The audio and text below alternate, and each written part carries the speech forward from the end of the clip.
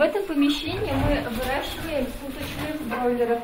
За 2 года куриного бизнеса и в поильниках, и в породах бройлеров разбираться научилась. Дина Сайранова помогает мужу развивать свое дело на селе. Дома выращивают бройлеров на мясо. Для этого все условия. Нужно специальное помещение, оборудованное непыльными поильниками, специальными бункерами для кормления и еще красным светом. И надо еще поддержать температуру.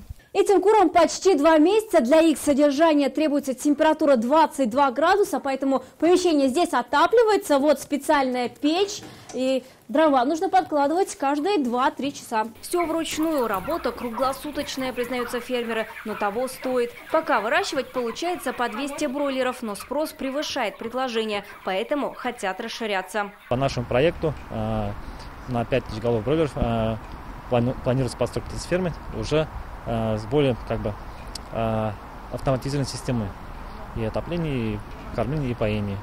Со своим проектом Рушан Сайранов будет претендовать на грант в 1,5 миллиона рублей. Об этих возможностях ему рассказали в школе молодого фермера. Узнает основы бизнес-планирования. Один день мы посвящаем посещению успешных начинающих фермеров у нас в Татарстане. Школа стартует с 15 марта. Всем участникам сертификаты. Они в будущем повлияют и на получение гранта Минсельхоза на развитие своего бизнеса. Все по программе «Сельская молодежь Татарстана». Вероника Гайнудинова, Ильшат Мухаметов, ТНВ, Казань, Кайбицкий район.